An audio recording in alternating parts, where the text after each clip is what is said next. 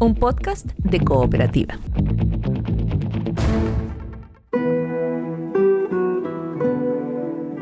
Este es un podcast sobre historias que suceden delante y detrás de la pantalla, sobre las personas que hacen películas, las personas que las ven y las personas que las sueñan.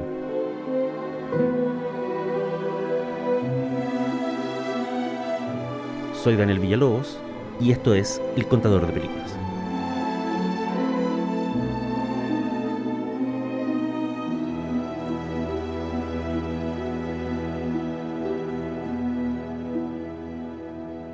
Este es El Contador de Películas y la historia de hoy se llama La mala suerte de William Friedkin.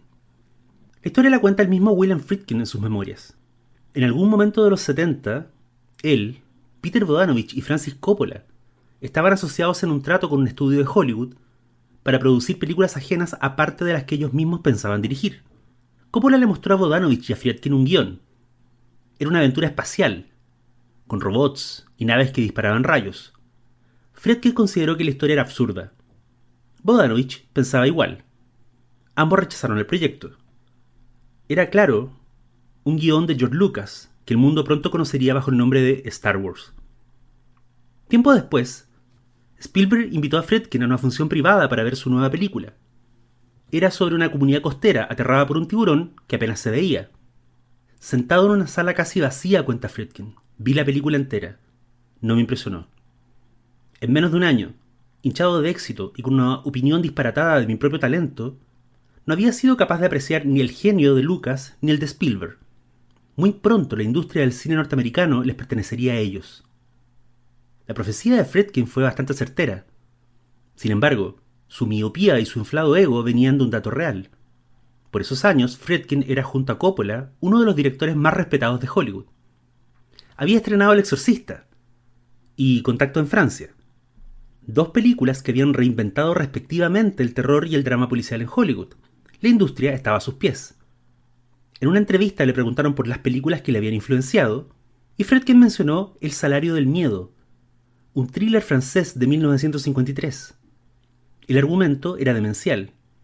Se trataba de 4 hombres ansiosos de ganar dinero fácil, que aceptaban conducir un camión cargado de explosivos por una ruta imposible. Tras la entrevista, Friedkin meditó acerca de su respuesta. Y se dijo, quizás una nueva versión del Salario del Miedo sea una empresa a la altura de mi flamante prestigio.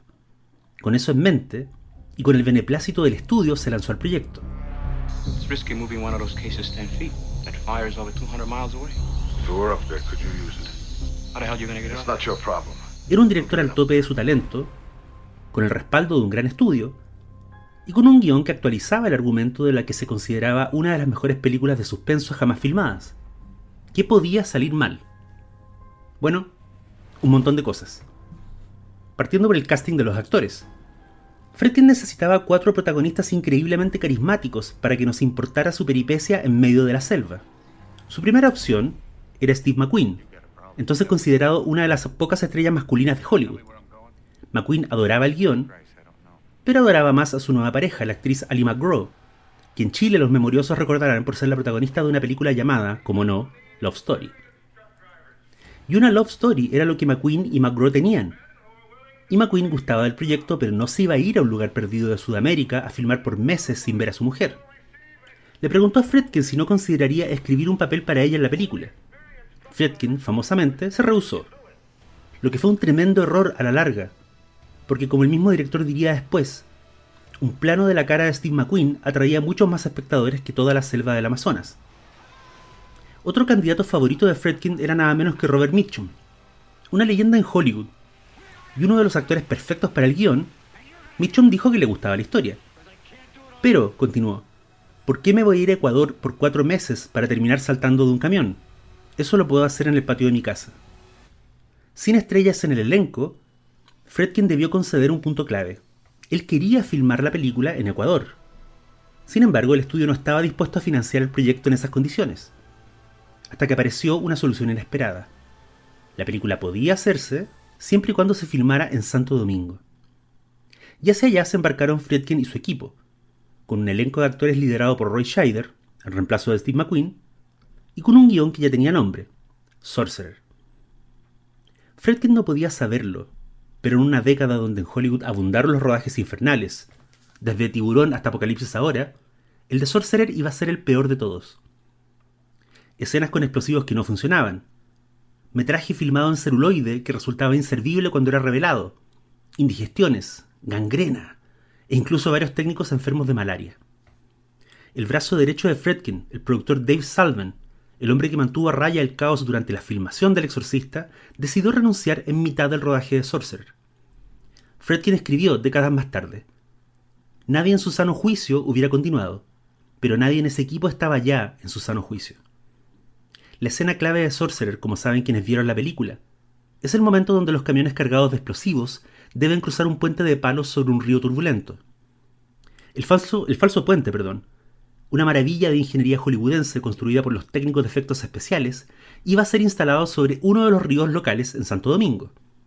Pero entonces, como maldecidos por el cielo, el equipo vio con horror que al pasar de los días el curso del agua del río empezaba a descender. La gente local le dijo a Friedkin que algo así no había sucedido en toda la historia del río. Friedkin consideró pegarse un tiro. La solución llegó de México.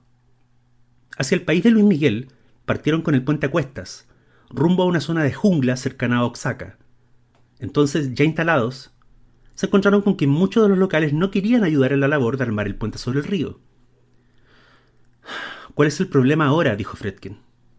Uno de los asistentes mexicanos le explicó: señor, acá son todos muy religiosos y nadie quiere ayudar al hombre que hizo el exorcista.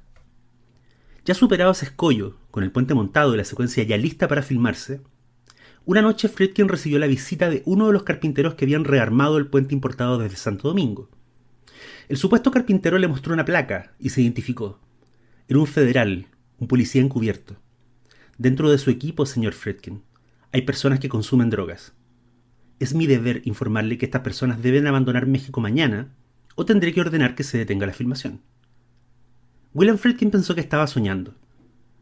Tenía que enviar de vuelta a Estados Unidos a una decena de personas, entre ellas el responsable de maquillaje, y luego pedir más dinero para reemplazarlos.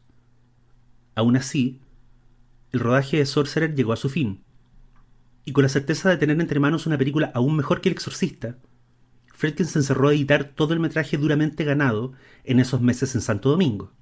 Y tiempo después, la nueva película de uno de los directores más prestigiosos de Hollywood se estrenó en todos los cines de California.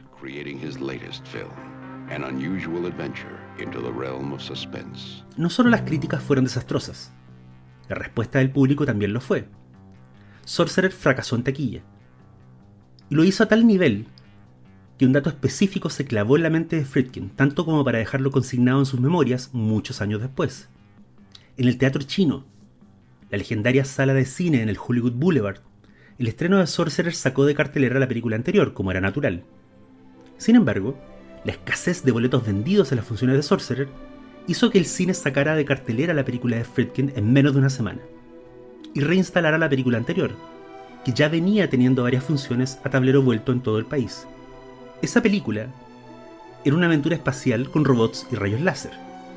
Se llamaba Star Wars, y su director comenzaba a gozar de un éxito y una libertad creativa dentro de la industria que William Friedkin nunca volvería a tener.